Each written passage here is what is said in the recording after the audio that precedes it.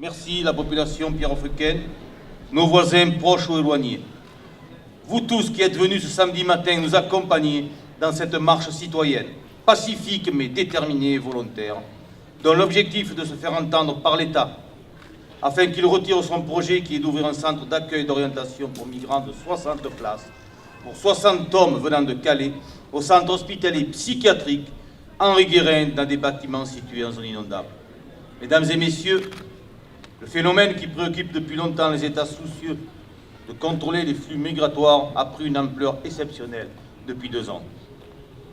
La majorité des personnes rentrées illégalement en Europe proviennent de pays en guerre ou sous régime totalitaire. Ils proviennent d'Afrique, du Moyen-Orient, d'Afghanistan ou autres pays. Ils sont syriens, érythréens, afghans, irakiens, kosovars. Ce sont 72% des hommes qui fuient leur pays pour de multiples raisons. La mort, la guerre, la pauvreté. Ce phénomène, cet état de fait s'explique et peut se comprendre, mais doit être contrôlé. Les politiques n'arrivent pas à réguler ce flux migratoire, à trouver des solutions. Et le rassemblement d'aujourd'hui n'a pas pour objectif, à notre niveau communal, de résoudre ces problèmes humains, cette crise humanitaire, car les solutions doivent être internationales. Oui, la France fait partie de l'Union européenne. Oui, nous respectons la Convention de Genève qui date de 1951. Oui, notre pays est terre d'asile depuis de très nombreuses années. Mais aujourd'hui, la situation a changé.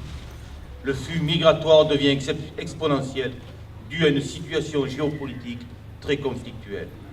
Il y a peu de temps, le gouvernement a annoncé le démantèlement complet et définitif du camp de migrants de Calais, plus souvent appelé la jungle. C'est un camp situé à 400 mètres du port. Ses occupants viennent principalement d'Afrique, d'Afghanistan et de Syrie. Ils tentent de regagner l'Angleterre. Ce lieu existe depuis 1999, à l'époque du camp de Sangatte. Démantelé 3 ans plus tard, puis il se reforme, se redémantèle et se reforme durablement en 2014. Depuis, nous suivons tous l'actualité. Des migrants qui veulent regagner l'Angleterre au prix de leur vie et une cohabitation avec les populations locales qui se dégrade de jour en jour, entraînant peur et insécurité. Nous sommes tout à fait capables de comprendre ce démantèlement pour des raisons de sécurité, de cohabitation, pour des raisons sanitaires. Mais est-ce la solution de repousser ce problème dans nos communes rurales? Dans notre commune de Pierrefeu, avec ses 6 000 habitants, de Tourbe, avec ses 4 000 habitants. Pour Pierrefeu, notre commune, l'info est tombée jeudi dernier, 29 septembre, pour un accueil courant novembre. Mieux encore, un accueil à Pierrefeu dans un centre hospitalier psychiatrique où 60 hommes vont cohabiter avec des agents hospitaliers et des patients fragiles et vulnérables. De plus, a-t-on le droit de loger des êtres humains dans un bâtiment désaffecté depuis 2014, car en zone inondable? Le caractère inondable ne permet pas la construction d'une clôture qui aurait permis d'isoler le bâtiment avec le reste de l'établissement. Par courrier, hier, les services de l'État me signalent que sur la base d'une étude cartographique, ce bâtiment ne rêve pas d'une situation exceptionnelle en matière de risque. Pour mémoire, une visite des lieux avait été organisée avec monsieur le préfet du Var après les événements de janvier 2014, visite qui a validé l'urgence de fermeture du bâtiment. Concernant ce CAO au centre hospitalier, je l'ai dit, la nouvelle est tombée, ou plutôt, c'est confirmé le jeudi 29 septembre, il y a 9 jours. Des bruits circulaient depuis une semaine. Le centre Réal Martin, ancien sanatorium, avait été visité par la commission de la cohésion sociale de la préfecture. Nous en avons eu confirmation par le directeur du centre hospitalier intercommunal Toulon-la-Seine le jeudi 22 septembre. Un projet mis en attente car trop de travaux d'aménagement. En questionnant monsieur le directeur du centre hospitalier Henri Guérin, j'ai appris que la même visite avait eu lieu dans son établissement, mais il avait eu l'ordre de ne pas m'en parler. Un dossier aussi en attente, mais dont l'issue a vite évolué, car lundi 26, les services de l'État nous ont demandé un rendez-vous. Ils s'étaient repositionnés sur le centre hospitalier et monsieur le directeur avait demandé à ce que je sois mis dans la boucle. Et on arrive à la réunion du 29 septembre, où l'on nous a annoncé, pour concertation, je dis bien pour concertation, la création de ce CAO au centre hospitalier. de 60 places pour 60 hommes dans ce bâtiment pour une durée provisoire de 8 mois. On nous compare aux villes de hier, de La Seyde, de Toulon, où depuis plus d'1 an, 118 personnes sont accueillies. Sincèrement, comment peut-on nous comparer à ces villes où la population dépasse les 50 000 habitants, avec des services, des lieux de vie, des moyens, ne serait-ce que de locomotion? Et nous, petite commune rurale, 6 000 habitants, nous devons accueillir 60 personnes, avec les difficultés d'intégration que nous connaissons, sans omettre les difficultés de prise en charge par les pouvoirs publics que nous représentons, élus de proximité. Le lundi 3 octobre, suite à une réunion en préfecture, nous avons remis à Monsieur le préfet du Var une lettre motivée dont la conclusion était le retrait de sa décision de création de ce CAO. Hier, par mail et par courrier, la réponse est tombée, axée sur l'aléa inondation et sur la cohabitation entre les acteurs hospitaliers et les demandeurs d'asile. Une réponse qui rejette notre demande. Le centre hospitalier Henri Guérin semble, aux yeux de l'État, être un site adapté. Je précise au préfet que ce sont nous, les élus, qui sommes confrontés à toutes les situations concernant les difficultés sociales, les problèmes divers et variés qui concernent la vie de tous les jours, et même si les associations humanitaires, à qui j'adresse toute ma reconnaissance, seront présentes et actives sur site, le reste du temps, ces personnes seront libres de tout mouvement, heureusement, mais cela risque de créer des tensions qui peuvent s'avérer graves sur notre territoire. Vous pouvez penser que je suis pessimiste, je vous répondrai plutôt réaliste et surtout inquiet, car un des devoirs d'un maire est d'assurer la sécurité dans son village et de faire en sorte que les administrés vivent ensemble, sans animosité et surtout sans haine les uns envers les autres. C'est une réelle inquiétude dont je veux que nous prenions tous conscience, nous tous, acteurs de la vie publique. Voilà pourquoi nous clamons haut et fort notre opposition à ce projet, un village rural inadapté à recevoir une telle population du point de vue du service aux réfugiés comme de la sécurité. C'est un problème international, national, que l'on veut rendre communal. C'est inacceptable et nous nous y opposons. Nous nous y opposons. Une opposition déterminée, la preuve de votre présence nombreuse ce jour. Une opposition organisée. Toute action se fait et se fera en coordination avec tous les organisateurs, c'est-à-dire nous. Une opposition que nous voulons médiatiser car ce dossier concerne tout le monde. Une opposition active, mais sans haine, car le sujet principal est l'être humain, c'est-à-dire nous, d'où la modération dans les propos qui peuvent être tenus. Une opposition qui, s'il le faut, sera continue dans le temps, car si toutes nos actions s'avèrent inutiles, qui sera en première ligne? Qui sera confronté à certains problèmes sociaux? La réponse, c'est nous, les élus, avec vous les administrés et les autres. Oui, nos collègues ici présents, mais nous comptons sur personne d'autre. Cette opposition, nous en avons fait part, Monsieur le préfet du Var, de plusieurs façons, par des rencontres, par mail, par courrier, par une motion votée unanimement lors du conseil municipal du jeudi 6 octobre. Et nous ne nous arrêterons pas là. Cette opposition se concrétise par le rassemblement de ce jour, ce rassemblement citoyen avec des élus responsables. Vous les connaissez et vous connaissez leurs actions au sein de leur commune, mais surtout avec vous, citoyens de notre commune, vous qui êtes venus nombreux ce matin pour nous soutenir, pour lancer un appel à l'État qui, sans concertation, s'engage dans des actions créant un malaise dans nos communes. Mesdames et messieurs, on nous impose une décision d'État sans concertation où les communes doivent subir sans discuter. On dit non, c'est inacceptable, c'est irréfléchi, c'est impensable. Dans un centre hospitalier psychiatrique, c'est antidémocratique. Ce jeudi, le conseil de Pierrefeu a demandé par le vote d'une motion le retrait de l'implantation de ce centre d'accueil. Aujourd'hui, nous tous ici présents demandons à Monsieur le préfet du Var d'annuler sa décision d'implantation de ce CAO prévu au centre hospitalier de notre commune de Pierrefeu. Mesdames et messieurs, merci. Merci encore pour votre présence qui nous fait chaud au cœur et qui montre que les Pierrefeuquins savent être solidaires et unis autour de leurs élus. Vous savez que vous pouvez compter sur nous et on sait que l'on peut compter sur vous. Je vous promets, comme je l'ai toujours fait, de vous faire part régulièrement de l'évolution de ce dossier plus que sensible. Je vous invite à nous suivre pour cette marche citoyenne qui nous amènera jusqu'à l'entrée du centre hospitalier Henri Guérin.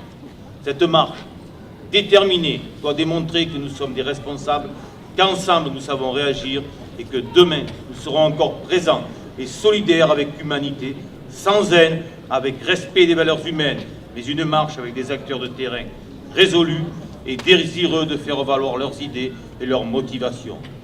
Une marche afin de lancer un message fort, uni au service de l'État qui ne maîtrise pas ce dossier, qui ne maîtrise que partiellement ce dossier, qui ont pris cette décision sans concertation. L'État décide, l'État nous dit que les communes ne sont pas responsables et n'ont rien à dire. Une marche qui est qu'un cri d'alerte aux États européens afin qu'ils prennent en compte cette situation qui ne fera que croître. C'est la démocratie. Merci. Je vous invite maintenant à nous suivre.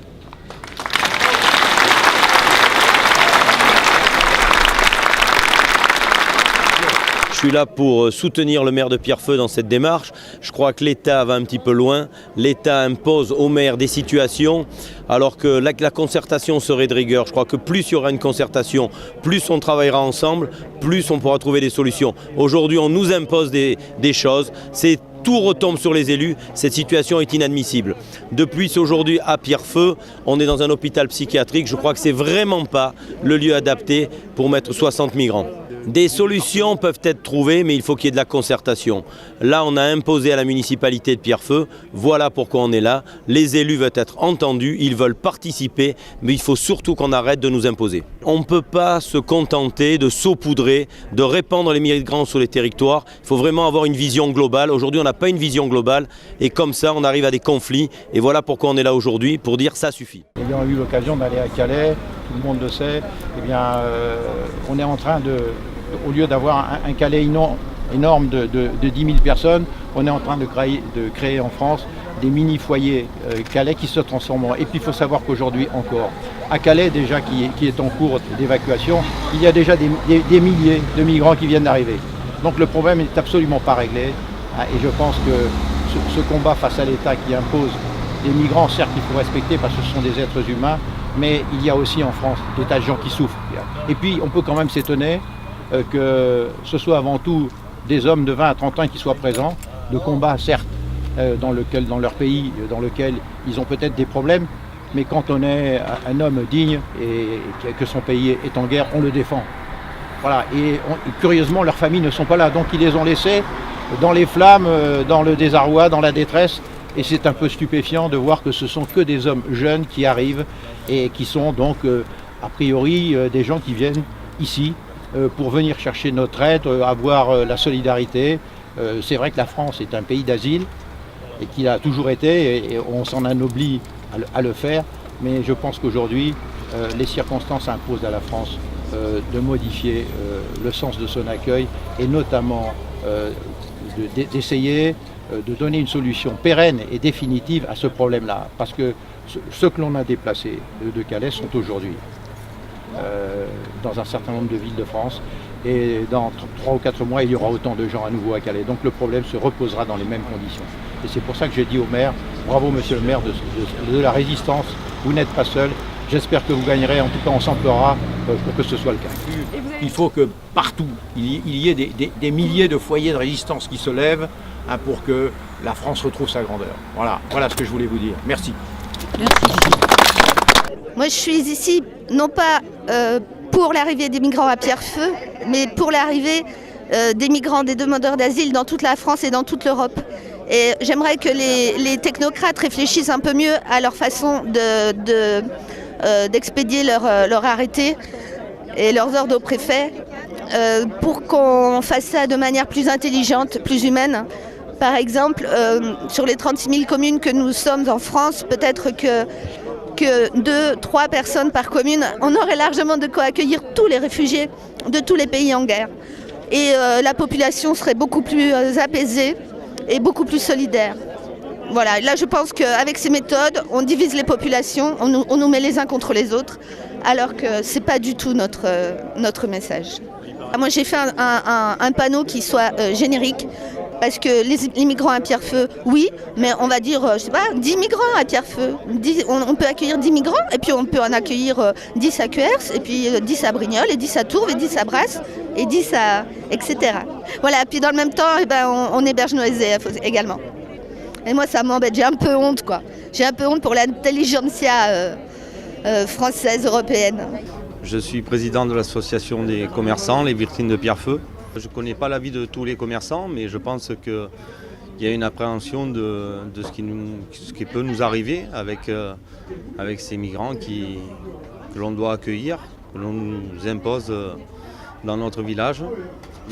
Je pense que c'est plus la peur de l'inconnu qui fait que les commerçants et citoyens sont assez méfiants, plus qu'un manque d'humanité. Mais de nos jours, je pense que c'est compliqué en tant que commerçant et citoyen de faire la part des choses. C'est plus à l'État, je pense, de gérer ce genre de crise.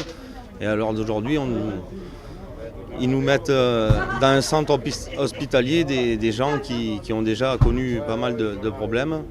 Donc je ne sais pas ce que ça peut donner, mais je pense que c'est une erreur de les mettre ici, du moins, de les mettre avec des malades psychiatriques et dans une enseigne comme celle-ci, comme l'hôpital. Si on en accueille 60 aujourd'hui, demain ça sera peut-être 100 ou 200. Et puis on verra comment ça va se passer. De toute façon, on n'a pas le choix. Il vaudrait mieux qu'ils les mettent dans des grandes villes où ça passe beaucoup mieux et que bon, l'intégration peut peut-être se faire avec plus de facilité. Nous sommes réunis aujourd'hui tous ensemble pour faire entendre notre voix et pour dire non à une folie, à une politique folle venue tout droit de Paris. Patriotes du Var, habitants inquiets, Français soucieux de l'avenir de notre pays, nous sommes tous ici réunis pour dire stop à ce diktat du gouvernement socialiste. Rendez-vous compte, on nous met en fait devant le fait accompli, on ne nous consulte même pas, on ne nous demande pas notre avis et on nous impose aujourd'hui une centaine de migrants ici à Pierrefeu dans l'enceinte même d'un hôpital. Et on nous impose dès demain une autre centaine de migrants à Tourves dans un centre de vacances. Ce n'est que le début. Quel symbole, mes chers amis, quel symbole alors que plus de 7 millions de Français souffrent du mal logement, vivent sous le seuil de pauvreté et occupent des logements précaires au mieux et insalubres au pire. Alors que plus de 10 millions de nos compatriotes s'obligent à ne pas partir en vacances ou à ne pas effectuer leurs soins dentaires faute d'argent. Eh bien, le gouvernement socialiste, nos soi-disant élites parisiennes, n'ont rien trouvé de mieux que de loger des dizaines de milliers d'immigrés illégaux dans des hôpitaux, des centres de vacances, des hôtels et des résidences réquisitionnées. Je vous le dis ici, devant vous, et je le dirai avec mes amis partout où il le faudra, c'est une honte.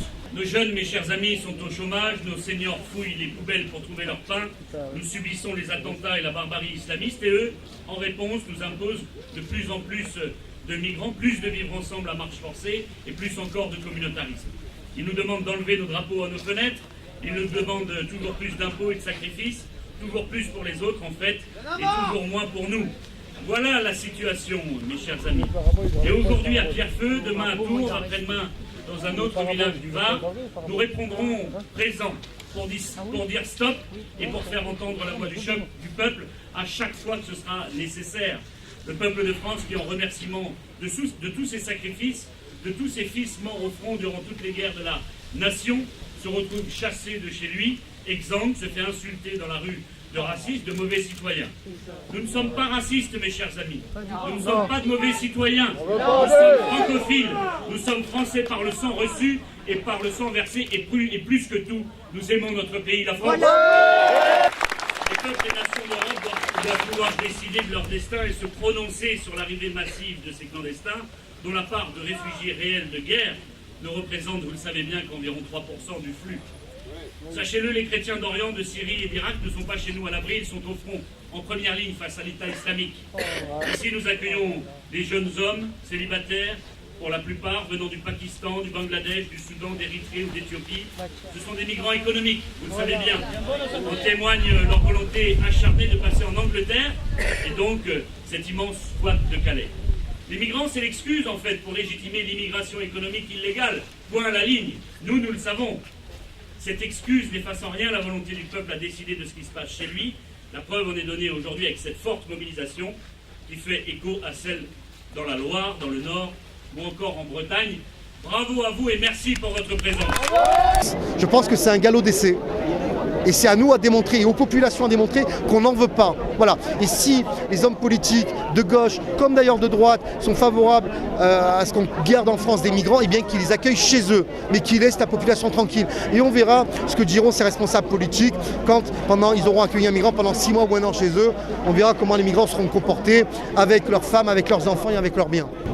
On sait très bien que parmi ces migrants, on a une partie de la population, une partie de ces migrants qui sont des islamistes radicaux. On le sait.